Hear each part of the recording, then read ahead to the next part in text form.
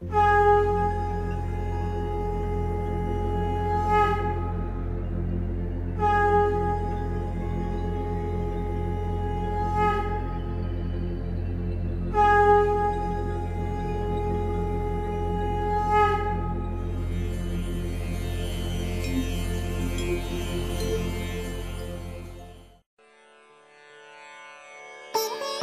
प्रथमोऽध्यायः।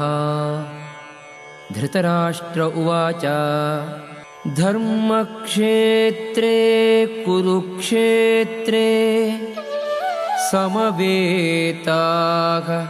युयुत्सवः मामकाः पाण्डवाश्चैव किमकुर्वत Sanjaya. Dhritarashtra said, O Sanjaya, after my sons and the sons of Pandu assembled in the place of pilgrimage at Kurukshetra, desiring to fight, what did they do? Sanjaya uvacha drishtva tu pandavanekam vyudham duryodhanastada acharyam upasangamya raja vachanamabravit. Sanjaya said, O king, after looking over the army arranged in military formation by the sons of Pandu, King Duryodhana went to his teacher and spoke the following words. Pashyaitam Pandu putranam acharya mahatem chamum yudham drupada putrena tava shishyena dhimatha. My teacher, behold the great army of the sons of Pandu, so expertly arranged by your intelligent disciple, the son of Drupada. Atra shura maheshwasa bhimarjuna sama yudhi yuyudhano viratascha drupadascha maharathaha. Here, in this army are many heroic bowmen, equal in fighting to Bhima and Arjuna, great fighters like Yuyudhana, Virata and Drupada.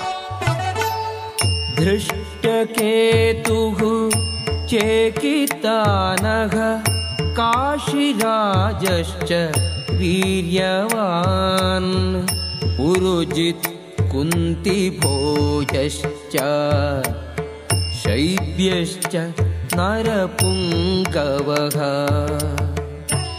There are also great heroic powerful fighters like Drishtaketu, Chekithana, Kashiraja, Purujit, Kunti Bhoja and Shaibya.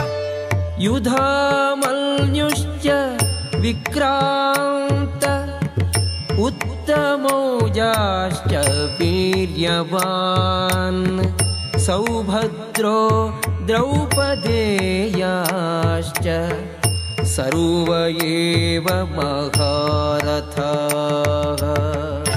There are the mighty Yudhamanyu, the very powerful Uttamaoja, the son of Subhadra, and the sons of Draupadi. All these warriors are great chariot fighters. Asmakam tu vishishtaye Tani bodha vijottama Nayaka mama sainyasya Samjnartham tan bravimite.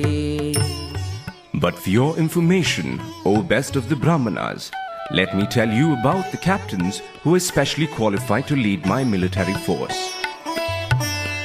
Bhavan Bhishmascha Karnascha Krupascha Samitinjayaha Ashwathama Vikarnascha Saumadattihi Tathaivacha.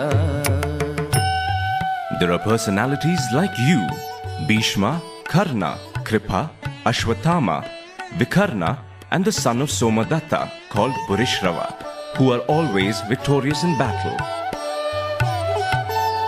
Anye cha bahavash shuraha madarthe tyakta jeevitaha nana shastra prakaranaha sarve yuddha visharadaha.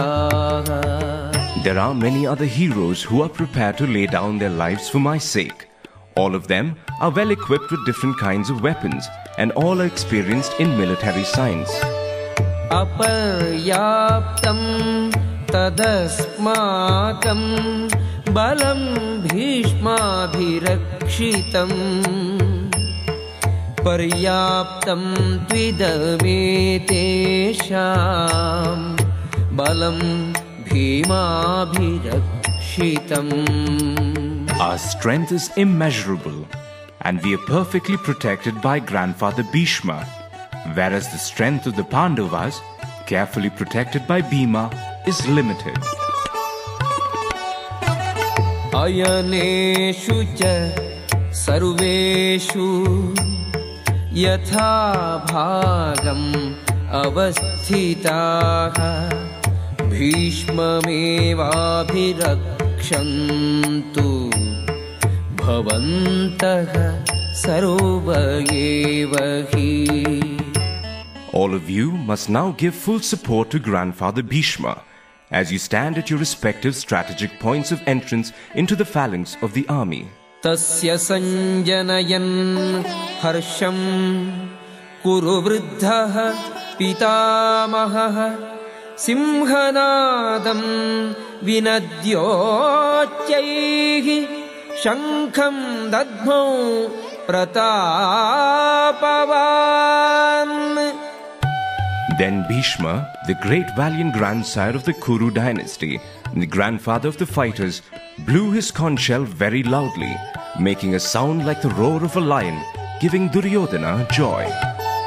Tatashankhascha bheryascha panavanaka gomukhaga sahasaivaabhyakanyanta sashabdaga tumulo bhavate.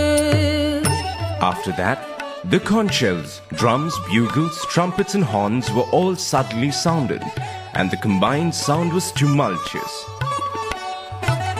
Tatashvetaihi hayairyukte mahati syandane stitau madhavaha pandavaschaiva divyau shankhau pradadmatuhu.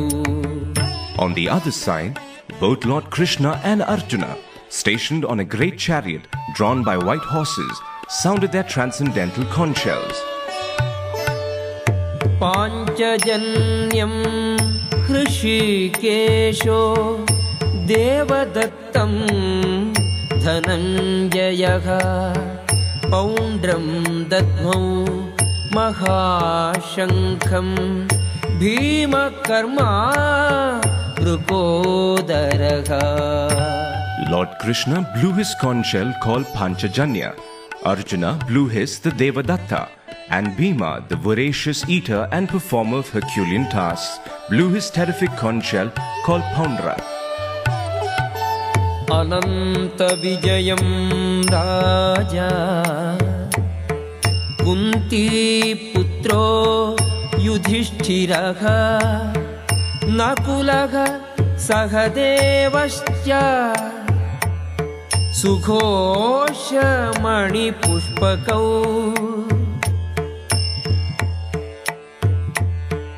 Kashyascha Parameshwasaha Shikhandi Maharathaha Drishtadyumno Viratascha Satyakishcha Parajitaha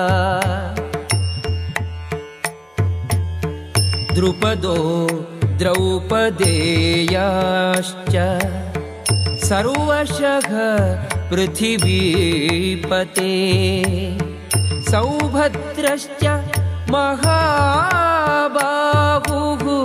शङ्खान् दद्मुः पृथक् पृथक्